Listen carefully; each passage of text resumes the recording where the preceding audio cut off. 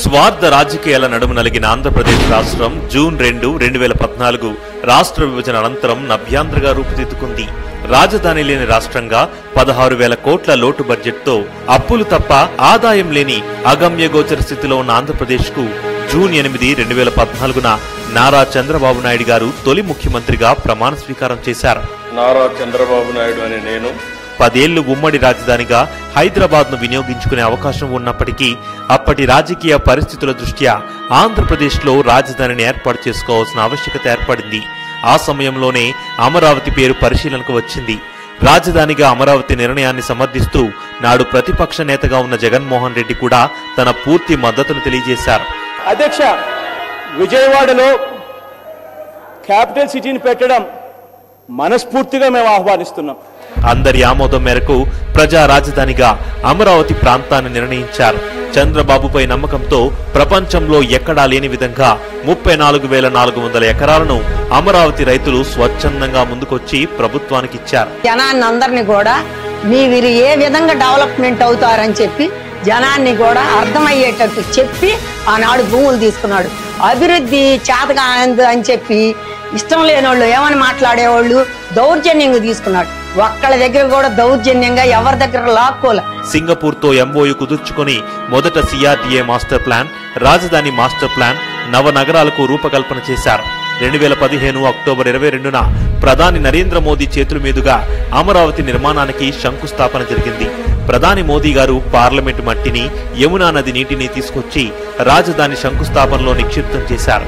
అలాగే రాష్ట్రంలో ప్రతి గ్రామం నుండి, దేశంలో అన్ని పవిత్రమైన ప్రదేశాల నుండి నీరు, మట్టిని తీసుకొచ్చి శంకుస్థాపన ప్రాంతంలో కలిపారు. తొలుత తాత్కాలిక సచివాలయం, అసెంబ్లీ పనులను శరవేగంగా పూర్తి చేశారు. 2017 నుంచే వాటిని వినియోగంలోకి తీసుకొచ్చారు. అనంతరం తాత్కాలిక హైకోర్టు భవనం సిద్ధం చేశారు. వాటితో పాటుగా శాశ్వత వసతి కోసం MLA, MLC quarters, IAS, IPS అధికారుల కోసం నిర్మించిన నివాసాలు దాదాపు పూర్తయ్యాయి. సీడ్ యాక్సెస్ రోడ్డు, కీలకమైన సెక్రటేరియట్ టవర్స్ నిర్మాణ పనులు కూడా మొదలయ్యాయి. 2019 సార్వత్రిక ఎన్నికల్లో తెలుగుదేశం ప్రభుత్వం అధికారం కోల్పోవడంతో అమరావతి నిర్మాణ పనులు అర్ధాంతరంగా నిలిచిపోయాయి. ముఖ్యమంత్రిగా అధికారం చేపట్టిన జగన్మోహన్ రెడ్డి ప్రజావేదిక కూల్చివేతతో తన విధ్వంసాన్ని మొదలుపెట్టాడు. రాష్ట్ర భవిష్యత్తును గాలికొదిలేసి నియంత మాదిరిగా నిర్ణయాలు తీసుకున్నాడు. 2019 డిసెంబర్ 17న ప్రపంచంలోనే ఫెయిల్యూర్ మోడల్ అయిన 3 రాజధానులను జగన్మోహన్ రెడ్డి అసెంబ్లీలో ప్రకటన చేశాడు. సౌత్ ఆఫ్రికా లాంటి దేశం చూస్తే దానికి 3 క్యాపిటల్స్ ఉన్నాయి. బహుశా ఆంధ్ర రాష్ట్రానికి బహుశా 3 క్యాపిటల్ వస్తాయేమో. దీంతో 2019 డిసెంబర్ 18 నుంచే అమరావతి పరిరక్షణ ఉద్యమానికి రైతులు పిలుపునిచ్చి నిరసనలకు దిగారు. ఆయన 3 రాజధానులను ఎప్పుడైతే ప్రకటన చేశాడో మేము ఆ రోజే రోడ్లు ఎక్కామండి. ఆ రోజే రోడ్లకి అసలు ఆ రోజు చెప్పిన మాట ఏంటి సార్, మీరు ఇదేందని మేము అడగటానికి ఆయన దగ్గరికి వెళ్తే మమ్మల్ని మాకు అసలు పర్మిషన్ ఇవ్వలేదండి. 2019 డిసెంబర్ 27న అమరావతిలో ఇన్సైడర్ ట్రేడింగ్ జరిగిందని వైసీపీ ప్రభుత్వం విచారణకు ఆదేశించింది. అమరావతి రాజధాని కోసం శాంతియుతంగా నిరసన తెలుపుతున్న రైతులపై జగన్ రెడ్డి పోలీసులతో లాఠీచార్జ్ చేయించి వారి గొంతు నొక్కే ప్రయత్నం చేశాడు. మేము కంటి నిండా నిద్రపోయి కడుపు నిండా తిండి తిని 4 సంవత్సరాలు అవుతుందండి. మా బాధ మేమెవరు చెప్పుకోవాలి.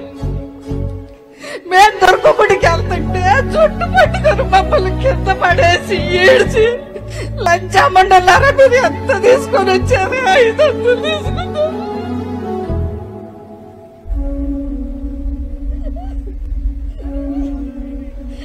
రూపాయలు తీసుకొని వచ్చారని అడిగానండి.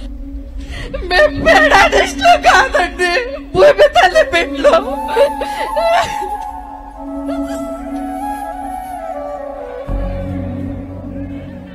మేము రాష్ట్రానికి భూములు ఇచ్చాకేనండి. మేము పేడాడిస్టులాగా 500 రూపాయలు తీసుకొని మేము రాలేదండి. 2020 జూలై 31న సిఆర్డీఏ రద్దు మరియు 3 రాజధానుల బిల్లుకు గవర్నర్ ఆమోదం తెలిపారు. Decentralization of administration has been the key principle based on which the legislation is in process to have a 3 capitals concept. 2020 August 4న 3 రాజధానుల ఏర్పాటు, సిఆర్డీఏ రద్దు ఉత్తర్వులపై ఆంధ్రప్రదేశ్ హైకోర్టు స్టే విధించింది. 2021 జనవరి 19న అమరావతి ప్రాంతంలో ఇన్సైడర్ ట్రేడింగ్ జరిగిందని ఆరోపిస్తూ ప్రభుత్వం పెట్టిన కేసులను కూడా హైకోర్టు కొట్టేసింది. కోర్టు మొట్టికాయలతో నవంబర్ 22న గతంలో ప్రవేశపెట్టిన 3 రాజధానుల బిల్లును వెనక్కి తీసుకుని మెరుగైన బిల్లు తీసుకొస్తామని జగన్ రెడ్డి అసెంబ్లీలో ప్రకటించారు.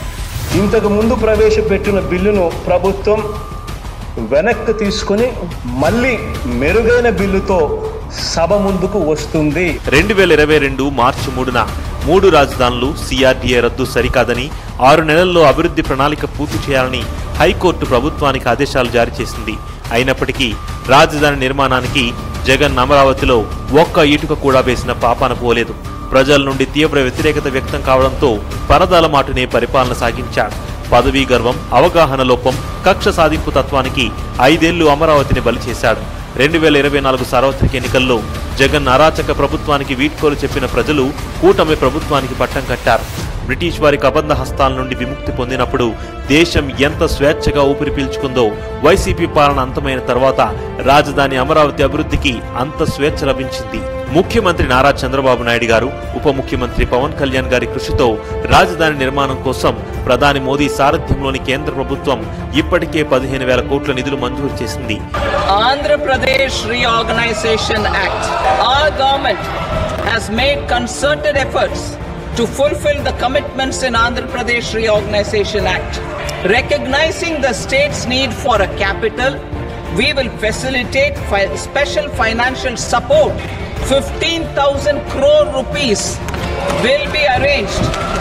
2,245 కోట్లతో అమరావతి రైల్వే లైన్ ను ప్రకటించారు. అమరావతి హైదరాబాద్ మధ్య గ్రీన్ఫీల్డ్ ఎక్స్ప్రెస్ హైవే నిర్మాణానికి కేంద్ర హోంశాఖ పచ్చజెండా ఊపింది. రాష్ట్రంలో మరో పెట్రోలియం రిఫైనరీ ఏర్పాటుపైన అధ్యయనం చేసేలా నిర్ణయం తీసుకుంది. అలాగే అమరావతిలో 500 పడకల ఈఎస్ఐ ఆసుపత్రి, సూపర్ స్పెషాలిటీ మెడికల్ కాలేజీ ఏర్పాటుకు కేంద్రం అనుమతి ఇచ్చింది. 189 కిలోమీటర్ల పొడవైన అమరావతి ఔటర్ రింగ్ రోడ్డు, 59 కిలోమీటర్ల పొడవైన తూర్పు బైపాస్ రోడ్డు నిర్మాణ పనులు త్వరలోనే కార్యరూపం దాల్చనున్నాయి. మే 2, 2025న ప్రధాని నరేంద్ర మోదీ గారు అమరావతి పునఃప్రారంభ కార్యక్రమంలో పాల్గొని పనులను ప్రారంభించనున్నారు. కూటమి ప్రభుత్వంలో అమరావతి నిర్మాణం దేశానికే తలమానికంగా జరగనుంది. గత పాలకులు బూడిద చేసిన ప్రాంతం నుండే బంగారు భవిష్యత్తుకు నాంది పడనుంది.